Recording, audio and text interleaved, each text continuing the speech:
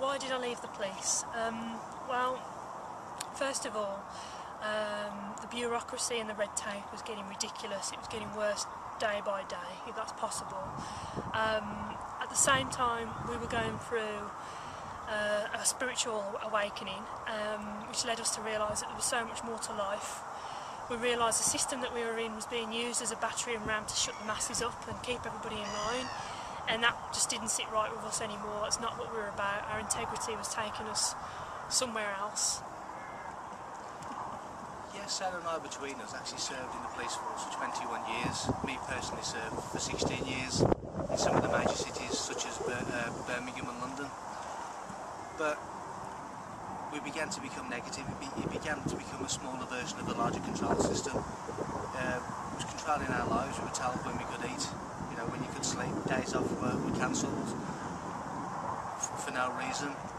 They tried personally 3 times to bring me back from my honeymoon in the Maldives just to go to court when they didn't really need me. And it was basically getting a bit ridiculous. And when things start to take control of your life, then it's time to move on. Now, there was an in-joke that even on my days off I used to take a blue light home with me to put it on my own car. That is how dedicated I was to the job. You know, I joined to help, I joined to serve, and I joined to make a difference.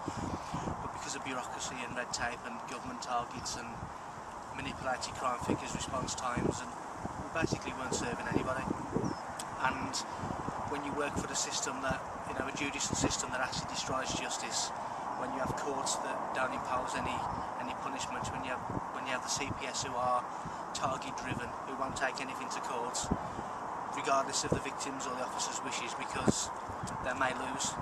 You know, the only time CPS will take a case to court these days is when they've got a pretty bang on 100% chance of winning. Otherwise, it doesn't go to court, so it reflects all on their figures. So we have a system, a judicial system that destroys justice, the same as we now have universities that destroy education, you know, government that destroys democracy. You have a National Health Service that is destroying national health, and all these things just calculated. It makes you think you just want to get out of the system and step outside the box, and it's only once you step outside that box you begin to realise what's actually out there and the potential. You know, we are free spirits. We should not be contained within a box, and we shouldn't be allowed to be told what to do.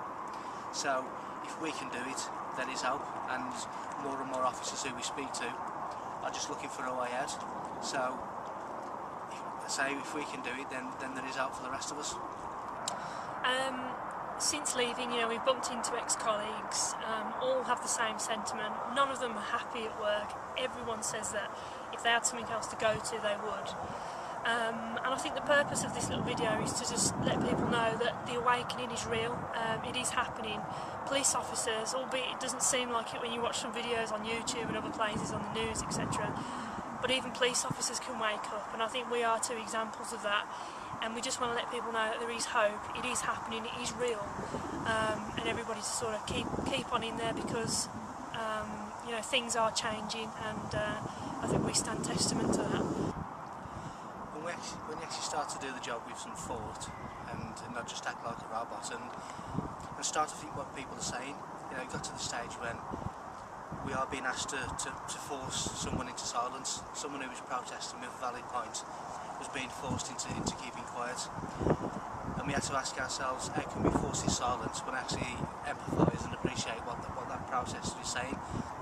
What many officers are not realising at the moment, when they're just blindly hitting people with batons and capping them and stopping them from having a voice, is if you shut the people up, you're next. And it's worth just bearing that in mind. You know, people have a valid point and they have to be listened to. How can we live in a democracy when no one has a voice? And the only warning I would say to officers is at least think about what you're doing, because, as I say, if these protesters get defeated, we're all next.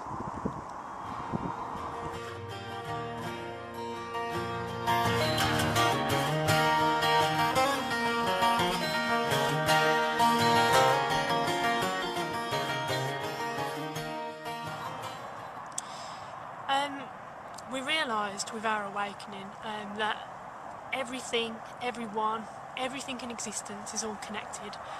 that everything is energy, that energy is all one. It can never die, it always has been. It can be changed, it can be manipulated, but it's still all part of the same existence. And each and every one of us is part of the same existence too. So by hurting each other, technically, in our minds, we're hurting a part of ourselves, we're actually hurting ourselves. Everybody's in it together, we need to sort of act that way. And days like today for us are beautiful. We can come out, we can connect with nature, which is a really, really important part, I think, for everybody, because nature, the healing effects of nature are unbelievable. We spend too much time, you know, ourselves included sometimes, you know, indoors, behind a computer, sort of cordoned off from the rest of the world, from nature, and it's really important to get back out and connect back up, and with each other as well. You know, we've all become quite secluded really to a degree, on the whole, and I think we all need to get back and connect and realise that we are part of the same thing, we're part of the same earth, the same world, and that together, if we all stand together as one, we can change the world, we can make things happen. And so, yeah, I just think that's a really, really important point. What?